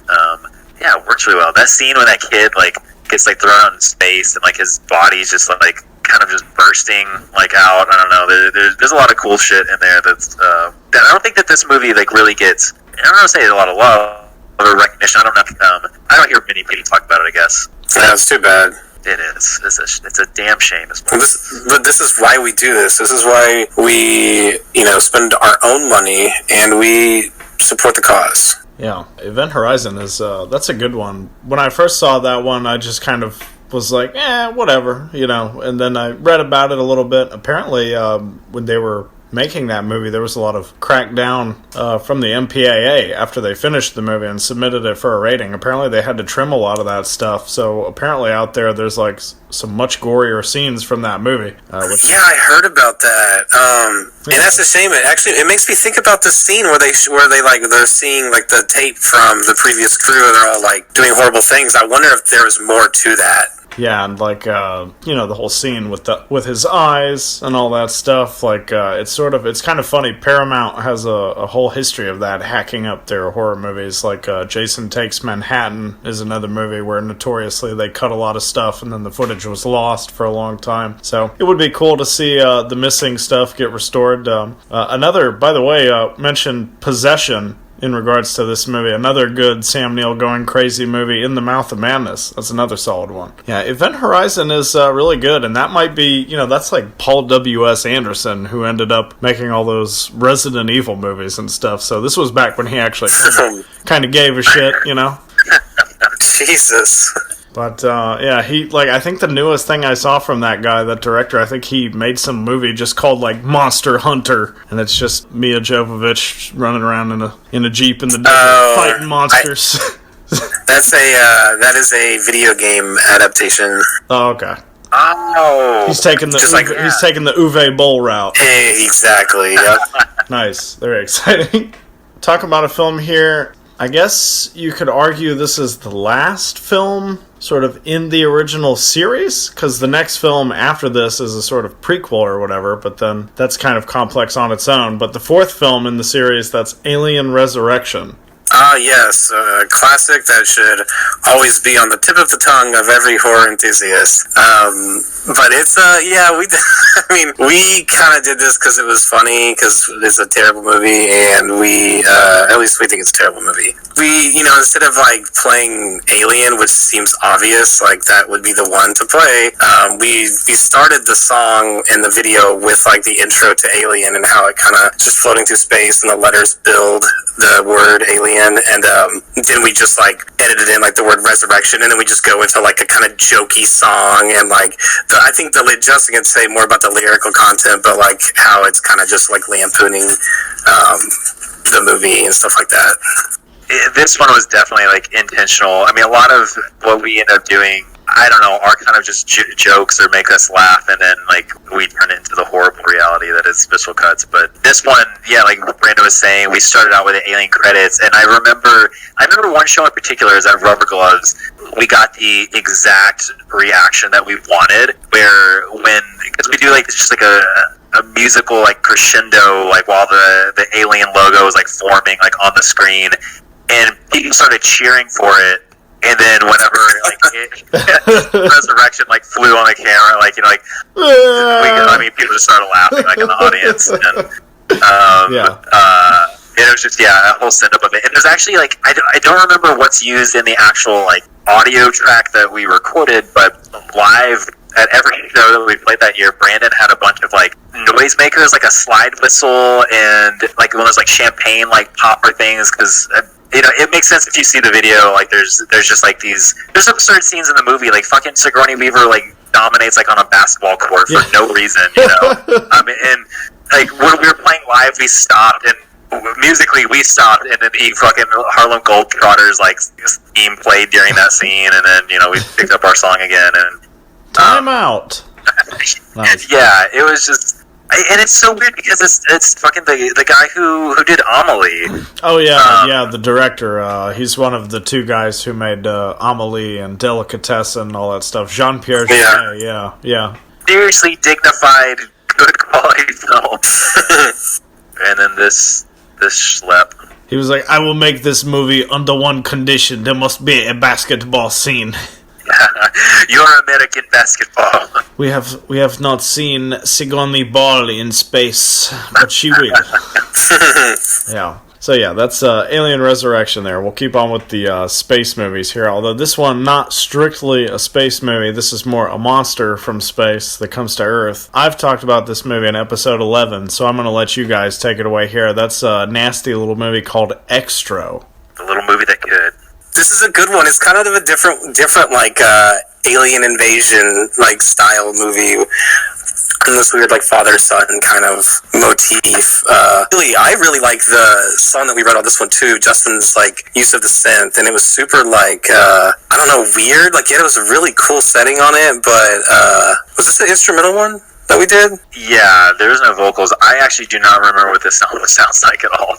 I mean, dude, it's been a while since I've heard it too, because it's not on YouTube or anything. So, but yeah, it was just kind of like this one and Contamination were kind of like sister songs, I guess appropriately so. But they really heavy on the synth, kind of like not dancey, but like four on the floor with like a weird kind of arpeggiating style. But yeah. It's a weird one. It's, I think when most people think of Xtro, they want to think of dance music that inspires. Yeah, absolutely. This song makes me want to give birth to a full-grown man. Yeah. Well, yeah, this movie definitely does have just some really unsettling imagery. And I guess, I don't know if when the dad or the alien is like crawling out of, the woods and the car comes up on it. I don't know if that's become like a meme or something, but somebody someone showed me that recently. It was just like, oh, look at this like creepy image, and I was like, that's Xtro. Like that's like I guess it's grown its own legs and taken off. But yeah, this one was Richard Van, right? I don't know if he produced it or not, but he is the reason that there is like a panther in the movie for absolutely no reason. Was it his panther? There's something like that. Like, how that man came across a panther, I'm sure was through illicit means, but yeah, I forgot what the story was, but it was like something like he had access to it, and he was like producing the film. I don't think he directed anything, but I think he produced it, and that was like one of the things that they had to include. Like he wanted to make use of the panther. You gotta put this panther in your movie. He's just sitting down here. He's bored. He needs He's something not to do. getting any work. I can't shop him out. That panther, unfortunately, did not go on to have the career that Typhoon the Monkey did, sadly. This was his only movie. Yeah. But, Xtro, that's a pretty strange little movie for sure. There's like a trilogy of those movies. I never saw any of the sequels, though. I think there's 3 of them. Did you guys ever see any of the sequels? I didn't. I heard the second one was kind of cool, but I never got around to seeing it. I didn't even know there was a third one. Yeah. Yeah, I haven't seen him. Yeah, I think, I feel like one of the sequels is called The Skies Are Watching, which sounds like a 50s cereal or something. Okay, so that's Xtro. That's a good one. We talked about that in episode 11 of the show. We're going to finish off your sort of space-themed album here, the 4th album, with a Paul Verhoeven classic. And it's actually funny talking about this movie. I've actually, this year, I've been catching up with a lot of Verhoeven's films that I hadn't seen yet. So I've been watching a lot of his earlier stuff, like Turkish Delight and Spatters and stuff like that, and sort of rewatching a few I hadn't seen in a long time. Obviously, we have to talk about the masterpiece that is Starship Troopers. Yeah, what a masterpiece it is, too. I remember I was visiting, I think this came out in 97 or something like that, and I was visiting my dad in Colorado, and he was like, let's go see a movie. I was like, okay, and he was like, what about this Alien movie? I was like, okay, never heard of it. And I was just like, it was like one of those memories that you just like hold on to forever, and you look back on with like fondness, because I was giddy with excitement the entire movie. I guess I was, I was 11. Used to kind of like be okay to see like horrifying things and not be like scarred by it. And I remember like the couple like scenes of nudity, like there's like the first scene I think in like the showers, and then by the next time I think when like Rico and Diz have sex in like the tent before like the battle, my dad like catches wise and he like covers my eyes, he like puts his hand over my eyes, and I just like bat it away. I'm like, hey, I'm 11, come on. But I think what I loved the most about that whole movie experience was just that like the realization that my dad had no idea what he had done. It was already too late. Nice. Yeah, actually, Brandon, I'm pretty sure you showed me this movie. Like, Really? Yeah, I did not grow up with this movie. I didn't see it. I was aware of it, and I remember, man, I used to have, it was a copy of like Starlog or Wizard magazine, and they did like a spread on it like whenever it came out, and I remember there being like some images in it that just like really were like, I don't know, like I was just like, as a kid I was like, this is a bit much. Like it was just like, you know, torsos, you know, the soldiers ripped apart, and it was like, it took me back, but then I never ended up watching it. It was amazing. And even the CGI, like, super early CGI, not all that bad, honestly. Like, they did it well with what they were working with, I would say. And funnily enough, Brandon, to kind of continue our conversation from before, Carver's in this movie from The Wire. Oh, shit. Is he really? Yeah, he's like one of the squad leaders or whatever. I think he maybe gets killed in the cave or something. I know exactly. Yep. Okay, wow, that's cool. So there's got to be at least another Wire person in there. Yes, that's the theory. That's the theory. My friend has this theory, and it's a good working theory, that anytime there's someone from The Wire, like in another project, there's always one other Wire actor, actress, like in the film or in the thing, and he was able to list off like several, but I don't know if there is a second one in this one or not, but I know Carver's in it, a very young Carver. Oh man, well now I have to look that up. That's pretty funny. I don't even remember him being in it. Yeah, Starship Troopers is pretty interesting. That's one of those movies that a lot of people have made a big deal about, you know, how when it came out it was sort of misunderstood by critics. Obviously it did pretty well, it made a bunch of money, it was even nominated for like Academy Awards, which is crazy. Was it really? Yeah, I think pretty sure it was nominated for like best special effects and stuff, but yeah, Starship Troopers, that's a great one. And so what is your song? Is your song like sort of based on the story for that, or? I remember telling Justin this not too long ago. I went back and rewatched that one. I think I found the files while I was rooting through stuff and listened to it.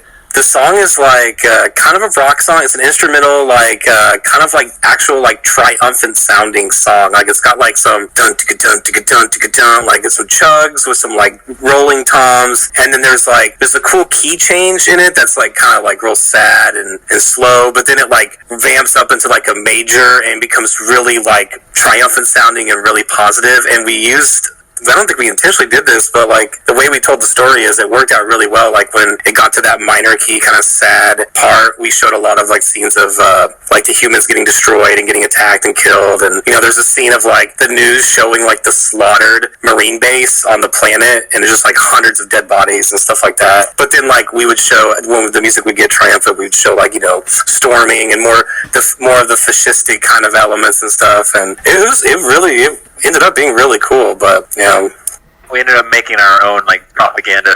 Yeah, exactly. we realized the Heimlich intention. War is good. One of the things that, for better or for worse, but I think it ends up working, neither Brandon or I are actually like trained musicians. We're, self-taught, and a lot of the songs have kind of come from somewhere like trying to do a version of something. But for me, I'll speak for me, like not really knowing like how to execute that, it just like comes off as something else. So like this one in particular, because of the galloping, Brandon, like I definitely think it was like an Iron Maiden influence. I can see that. I don't know how to write an Iron Maiden song. It just can't. It became our Starship Troopers song. There you go. I can see that. So, okay, cool. So that takes us to the end of your fourth album there, and that's the space-themed one. So now we're going to conclude everything here with the fifth album. This is your most recent. We're going to start off with a film that I've talked about with Justin before on episode 4, and it's actually kind of funny. This film is actually how I met Justin, because he screened this here in Washington after he had already played it in Texas, and that's going to be Frank Henenlotter's Frankenhooker. So, Brandon, if you want to start us off with this, feel free, go right ahead. Yeah, I mean, it's true Henenlotter. Like it's just like to the T. It's exactly what you'd expect after watching Brain Damage and Basket Case and all those other ones. But this is, I think, Justin, you recommended this one, but it was like an instant like, yes, like there's so much good stuff in there. And I think even in the song that we wrote, we have like a whole section, like a whole like C part just of the scene of the hookers exploding from the super crack. Yeah. Great flick. Like Patty Mullen is so good. I mean, I don't even think that she, like, I know that she was like a Playboy model or did some nude stuff or something. I don't know that she did like any acting, but just like kills it in this role. Like her facial contortions and everything are just really make the picture. Yeah, she's pretty great in that movie. Definitely part of the reason it's remembered so well all these years later. That's like that's one of those really popular collectible VHS tapes, because it has the talk box thing in it. Well, this is before Frankenhooker. She didn't really do anything else after Frankenhooker, but she was in another horror movie just a few years before that, Doom Asylum. Pretty fun one. It's pretty corny, sort of like in the Freddy Krueger mold, where you have like the wisecracking killer, but it's pretty fun. Got some good gore. So no, Frankenhooker is great. I'm sure you saw that quote. They used to have it on the poster for the movie. It's probably on the DVD, where it's like Bill Murray saying like, "This is the best film of 1990." But I always thought it was. No, you never saw that. I always thought that was great. That they had Bill Murray for their pull quote. That's quite a pull quote. And like I said, that's actually how we met, because you screened that up here in Washington. You played that with the Cecilia Condit short, possibly in Michigan. From this fifth album here, a sequel to a film that we talked about earlier, and that's Bride of Re-Animator. I mean, I don't know about Justin, but it kind of, I think you might have suggested it, but it felt kind of like an inevitability in a way, just with definitely not Re-Animator, but there is still like a lot of cool stuff in it, cool scenes, and I think Dr. West is underutilized in it a bit, and I don't think there's ever any closure with him. When he's a Bat West, he just kind of flies away. So a couple of weird things that I wish they could have tightened up, but it just felt like we had to do it. Yeah, I will say, I just realized we missed an opportunity here, Brandon. We should have just redone VISCERAL CUTS 1, but just done all the sequels to the movies that we did. Like, Chainsaw Massacre 2, Bride of Re-Animator, Basket Case 2, fucking The Fly 2. Well, You can't win them all, but anyways, no, I think that when because we have been away from doing Visceral Cuts for like a while, doing Bride of Re-Animator kind of seemed, I don't know, say obvious, but it was just like it seemed like the thing to do. But I rewatched it recently, like within the last like couple of years, and just kind of forgot like how good it was. And just they really like up the gore, up the special effects. Like I don't know if he did the first one, but like Screamin' Mad George, I know did this for the special effects. And you have the two leading guys back in it. They didn't like replace the characters. It was like really good and that way. But I don't know, solid film.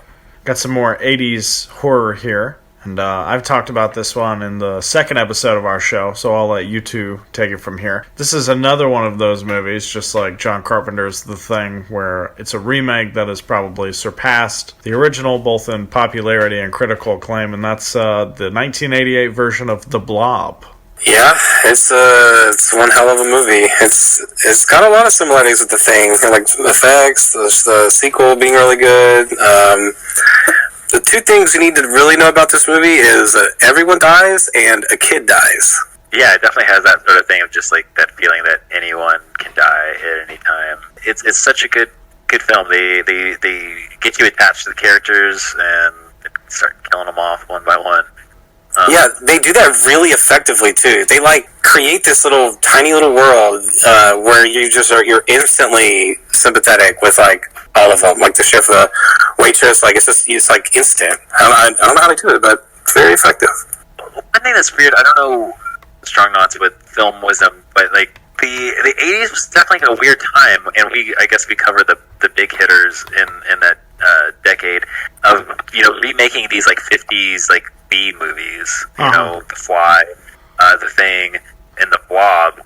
And I don't know what it was, if there's just one of those, like maybe one of those remakes had like a successful like run, and then the others just kind of followed suit, or I don't know what was going on. I don't know what was in the water then. I don't know. I don't know. That's a good question. I mean, maybe it's just part of that nostalgic gaze back towards the past, because if you look at the 70s, you see a lot of movies that are they have that sort of same like remember the 50s, like American Graffiti and stuff like that. And I mean even John Waters with his 70s movies, he's like utilizing all those old 45s he has in his record collection with all the 50s classics, because and the classic cars and all that. So there was like that weird 50s obsession in the 70s, and I guess that sort of carried into the 80s too, with movies like Baby It's You, like that John Sayles film and stuff like that. But I don't know, I guess it just makes sense. They were all trying to update and cash in, but some of them worked out much better than others, and The Blob is definitely one of those movies that's like a rare, great remake. That guy who directed that, Chuck Russell, he also did Nightmare on Elm Street 3, Dream Warriors. Oh, yeah. Yeah. We know this, but did you also know that he did The Mask with Jim Carrey? He did. Well, if you think that's bad, he also did Eraser with Schwarzenegger, Your Luggage. And, he also did The Scorpion King, so it gets worse. That's all Chuck Russell talk. That's insider talk. But The Blob, pretty great remake. Yeah, I don't know.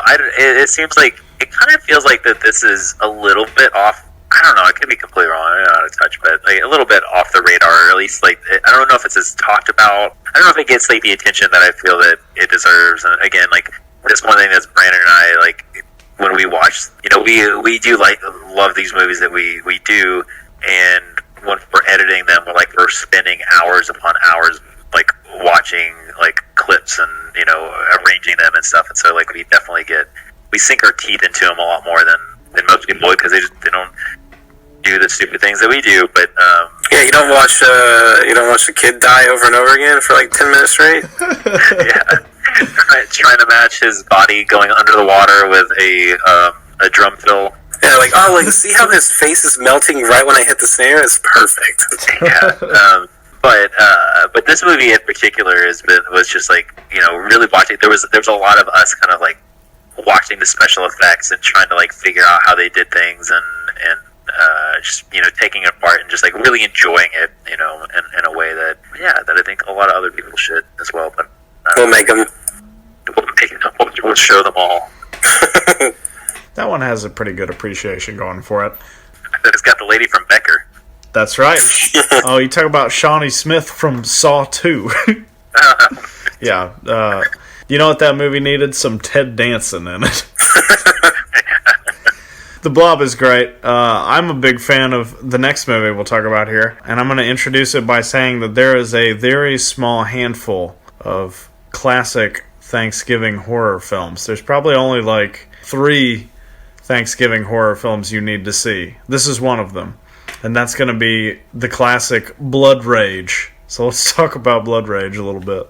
I saw this at All Freaking Night. That was the first time I saw it some years ago, and it was really interesting because I actually went back to Texas, I guess that next year, or maybe it was later that same year, to do some Visceral Cuts shows. We didn't have a new album then, but I went back home for a visit, and we did some shows, and Brandon had just got that DVD, I guess Arrow Videos release on it, and I had just seen it. I was like enamored with it, and then we watched it together, and yeah, when we were trying to figure out what to do for this year, that one came up, and yeah, we rewatched it again together just to see if it was as good as we thought and remembered, and it was, and it's on the books. God, yeah, what a fucking movie. Holy shit. And let's just sidestep everything and really talk about the star of the show, Louise Lasser, who gives the performance of a lifetime. But yeah, it's one of those special movies that just has so many good parts and cool gore, just fun story, like silly over the top, but still like a cool ending too. Like, yeah, it's funny. Speaking of the great Miss Lasser, when we had already edited Blood Rage, and then we were working on the Frankenhooker track, and I wasn't convinced. I was like, nah, it just looks like her, but convinced that James Lawrence's mom was Louise Lasser. I was like, nah, it just looks like it is Louise Lasser. She appears twice in this year's Visceral Cuts. Nice.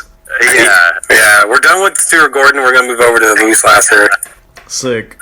She's great. Mary Hartman, man. An American classic. Yep. That's right. And I don't know if you guys... I feel like I hadn't seen her in a movie in quite a while. There's a new movie that just came out called Funny Pages about this kid who's trying to be like a cartoonist, but it's one of those like gross, grimy sort of 90s comic book nerd milieu movies like Ghost World or American Splendor. It's kind of like in that vein. And Louise Lasser, she actually has a really small role in there. It's good to see her again. Really? Yeah, she's got a tiny little role in the movie. She's still cracking them out. So that's cool. Yeah. Nice. Not to backpedal here at all, but her performance in that kind of has they're not the same at all, but similar vibes to the mom in 976 Evil. I feel they're related. They're cousons. Yeah. Some parallel universe. Well, I was gonna say I have a running theory about. I've told Justin this about I feel like the makeup crew, costume designer of Blood Rage, had it out for Louise Lasser because they did her so dirty. Like they gave her just the worst makeup and hair and wardrobe that they popped. The cream colored dress in a beige house, it was just and then baby blue eyeshadow with curled on. It's just I feel they maybe it was an ex or something, and they just were sticking it to her. But yeah, and then whoever wrote her parts too, they did her so dirty in that film. I mean, she literally sat on the kitchen floor and ate leftovers out the fridge. I mean, we saw it. All the while glugging wine along the way. Yes. Nary a scene without a wine glass in hand. I would not be surprised if a lot of that is not actually acting, because I don't know if you guys ever heard that story. She did a guest spot. She was one of the hosts on SNL during its first season, and supposedly she was one of the worst like hosts in the history of the show, because at some point during the show, I don't know if she walked off or if she like had a nervous breakdown or something, but it's like a notorious story about the early Saturday Night Live days that she just like totally tanked the episode she hosted, and they were just like, oh well, this is unsalvageable. So I think she might just be kind of a neurotic personality, maybe. Gotcha. Oh man. Yeah, Which is fine with me. I love neurotics. I'm one of them. So, but Blood Rage. This, like I said, classic Thanksgiving horror. The guy who directed this movie, John Grissmer, he actually only made 2 movies. This is his last film, but he did another really good one about a decade before or so called Scalpel. Really underrated 70s horror movie. Did you guys ever see that one? No.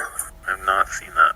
Yeah, definitely. I'm pretty sure Arrow put that out on Blu-ray too. That one's worth a look. That's a really good, creepy, like, doppelganger movie. Definitely worth a look. Check that out. Yeah, Blood Rage. Where do you think, in the pantheon of the classic Thanksgiving horror movies, is this above Blood Freak and Home Sweet Home, or what?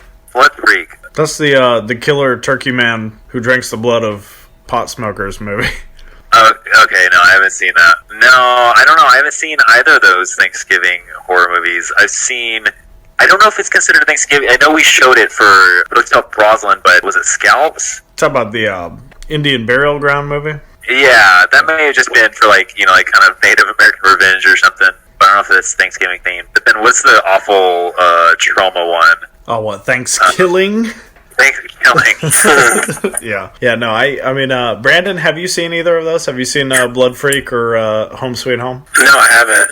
Oh man, I give a high recommendation to both of those movies. They're completely ridiculous. Blood Freak will probably, you might find it really boring, but it's like, it's unique. It's like the world's only pro-Jesus, anti-drug killer turkey man movie, so it's worth seeing just for that. And Home Sweet Home is just like a crazy cocaine-y 80s nonsense movie that has the Body by Jake guy from those infomercials as the killer. Oh, interesting. Worth seeing. Neither of them are as good as Blood Rage, I will say that. That's the ultimate Thanksgiving horror movie. Yeah, that's a classic. We're going to move into another film here, and we're almost close to wrapping it up here. Let's talk a little bit about notorious 80s slasher Pieces. From what I hear, it's exactly what I think it is. Is that right? Yeah, but one of the best taglines for a movie, I feel. Truth in advertising. The other one was, you don't have to go to Texas for a chainsaw massacre? Yeah, that's right. That's good. Starring the doppelganger of one of your favorite actors. What, Bud Spencer's lookalike cousin? Yeah. He kind of also looks like Dom DeLuise a little bit. Yeah, a little bit. Their love child. Pieces from the director of Pod People. Yeah, it starts the same guy, the same That's kid. Right. Yeah. What does he say? It's a Pod People, right? Where he's like in the music recording studio. It stinks. It stinks. Yeah, and he gives like the thumbs up. Yeah, it's. Anyways, Pieces. This was, I think, Brandon's suggestion, which we were both very familiar with the movie. It's actually the first movie we screened with Hotel Brosnan. Oh, was it? Yeah, we did. It was a double feature. That was the first time we did a double feature, and most people did not stay for Pieces because, people can't hang for a double feature. The first movie was Undertaker and His Pals, right? That is correct. That is correct. But yeah, Pieces we both have known and loved for a while, and this one is still being worked on, so we haven't got that one in the can, as they say. And by being worked on means we haven't even started it. Yeah. Hi, Brandon. You gotta have a little peek behind the curtain. People lose their faith in the institution that is Visceral Cuts. Yeah, they can't see the rickety scaffolding that this project is built upon. Yeah. But yeah, I don't know. It's disjointed in all the best ways possible. Has a bizarre non sequitur kung fu scene with one of the Bruce Lee lookalikes of the era. It's just it's bizarre in all the right way.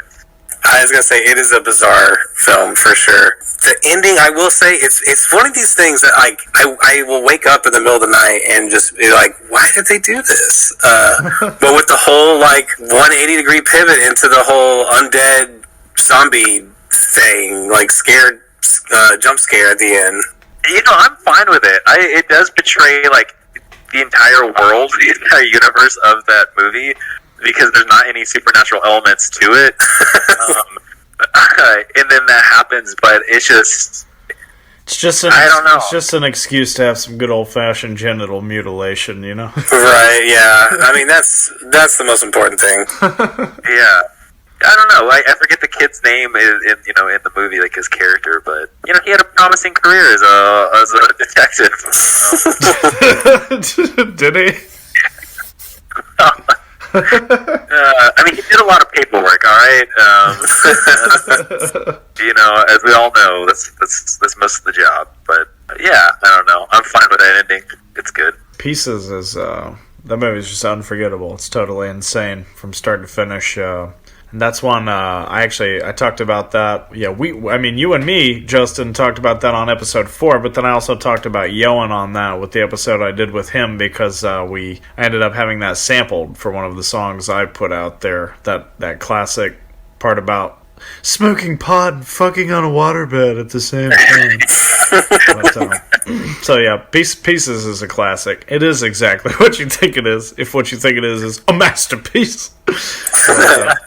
That's what the Pieces is just short for masterpieces. Everybody knows that. There you go, yeah. But, so yeah, that's a great one. And I guess we're going to finish it up here, talk about the last film on your list from this newest album. And that's going to be the first in the series, constantly rebooted. I think they've even got a TV show of this now, if I'm not mistaken. It might be streaming, I'm not sure. But that's going to be the classic Chucky doll, Child's Play. So what about Child's Play now? Let's talk about that one. That one for me is I would say probably my earliest memory of being introduced to horror. I remember it was one of those things. Is what got me into horror was at the end of that film they burned Chucky up in the fireplace. Spoilers, sorry, gotcha. But they burned Chucky up, and to me he's dead. They killed him. Good job. And at the end of the film, his corpse reanimates, and the special effects did such a good job in making this doll look so creepy. But to me, as a kid, learning the concept of it's never really over or it's not actually done, I was scarred from that. But I always left wanting more, and so it's just always been a close thing to me. And I embrace all the cheesiness and stuff, but. Yeah, it holds up. It's a solid movie. Yeah, I echo some of that. That's growing up. Me and my brother, who's 2 years older than me, were terrified of Chucky. My brother had a My Buddy doll, and I remember Jesus. We beat the shit out of it as I do remember this. We beat the shit out of it kind of as a warning, if you come alive, there's more of this in store for you. Yeah, it was turf dominance. Yeah, I mean, you couldn't take a chance, but yeah, I mean, I actually remember in the video store that we used to go to in our hometown, they had a giant cardboard cutout for Child's Play 2 with the Jack in the Box and cutting with the scissors. And my mom, it scared the shit out of it because it was just huge. It was just there, you couldn't avoid it. And my mom, I remember, just gave the video clerk an earful and told them they should turn it around, or I don't know, some overreacting parent thing. But yeah, I don't know. I think because we had talked about this one early on, Brandon, and a lot of what we do with Visceral Cuts does come from there's a lot of films. There's a lot of films that we do that are off the beaten path, or that we or maybe not even that far off the beaten path, but they're maybe not as known, or something like Slime City or Naked Blood or something like that. Those are films we like, but we definitely seem to have a lot of fun with the ones that actually do come from our childhood and have that longevity impact. But aside from that, the film itself, again, same thing with Brandon, still holds up. The effects for what they did, the puppeteering, and then when they have Chucky in there's a little person in a suit. They built they built the furniture bigger, so you got the actual scale. I don't know, well done. And Brad Dourif is iconic, of course. just kills it. So. Yeah, and he got a fucking foul mouth on him too. That little doll has so much foul language, like it's crazy. I blush watching that movie. It's basically, he's like the little Tarantino doll. Yeah. I'm gonna cut your fucking eyes out, stick them up your ass. Yeah, that's are either of you fans of any of the sequels? So I've only seen the first two, and I like both, but I haven't seen anything after that. I think 2 is still great. 3, I don't think it's. I kind of find it unwatchable. I think I watched it once, and then they go off the rails. But I kind of can appreciate that they knew the kinds of movies they were making when they were making them. At that point, they were just like, whatever. Like he became like this cultural icon that was just like a foul mouth. Like they weren't really going for scares as much anymore, which is cool. If you can't keep making the first one or make a good versions of the first one, Yeah, easing in what you want. Sort of like we were talking about earlier, taking the the sort of Freddy Krueger angle, where it's like, oh, this character is famous enough, just have him crack some jokes. Nobody cares about character development or anything. Just have him crack some jokes or whatever. Yeah, it was like they became very self-aware, I would say, of what they were making. I don't think I've seen any of them after Bride of Chucky. I think that's the last one I watched, and I would agree with you. The third one is pretty whatever. I don't know. It has that one good scene with the where he swaps out the blanks or whatever in the military kids' guns for that little training exercise they're having or whatever. But aside from that, it's pretty forgettable. Well, there's another good scene in that, I will say, if I can go back a little bit, where there was like a live grenade that gets thrown, and one of the kids like jumps on it and gets his stomach blown out. That's pretty good. But I will say the ones that they made, the not Mark Hamill one, that was like a weird. I don't even know why they did that remake, but the ones it was like Curse of Chucky, and then there was another one, Cult of Chucky, maybe, or something like that. Yeah, there's one, Seed of Chucky, that has John Waters in it. I didn't see that one, but the ones that were made like somewhat recently that still had I forget the director's name right now, but like he came back and he did them. Interestingly enough, if I'm not mistaken, I think it's in Cult of Chucky. The actual kid actor that played Andy comes back and reprises his role as Andy, and I don't think he had been like acting for like a while, but he came back for that film, which I thought was really cool. Nice. It is kind of surprising the longevity that series has had, and I guess it's just because of that Chucky character primarily. A lot of people just really like him. He's one of those iconic horror characters, I guess. Yeah, you never know how they're gonna land, and he probably wouldn't have been such. I think Brad, getting Brad Dourif is like or Dourif, whatever is the voice. Anybody else in lesser hands. Yeah, true. Yeah, it's also similar to like what you were saying about Freddy Krueger. It's if it's not Robert Englund, it's just like like if it's not Brad Dourif, it's like, well, whatever. Yeah, Mark Hamill. No one's talking about Mark Hamill's Chucky portrayal of Chucky. No one cares. Yeah, stay in your lane, Mark Hamill. Go do the Joker again, okay? Now that was fine. Yeah. They're just like whipping him. No, I don't know, but Child's Play, that's a good one. And all right, yeah. So I guess that about wraps it up for your last album there. So you've got those 6 that we just talked about, and just a quick reminder: you said you are going to be playing some shows here in Texas next month, October. What were those dates again? They are the 26th, the 28th, 29th, and 31st. Excellent, yeah. So we'll put some flyer art here on the show. Try and get something in there, a little visual to go with that. Sweet. Try and come out and see that. Like you mentioned before, it's not just going to see a band. It's an audio-visual experience. So you get to hear some good music, you get to see some clips from some good movies. Can't go wrong with that. Fun for the whole family. That's right. 18 plus. Anyone in the family that's over 18. I mean, unless you want to have to pay for like therapy bills in the future.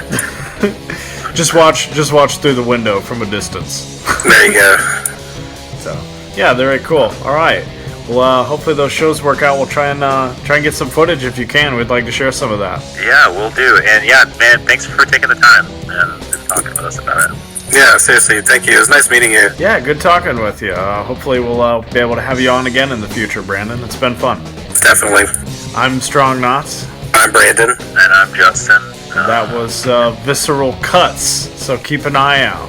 Come and make it out to those shows if you can. Keep an eye on our Facebook page. We're going to have updates on the all-night horror show. So that's going to conclude the 20th episode of the Video Psychosis podcast. Video Psychosis.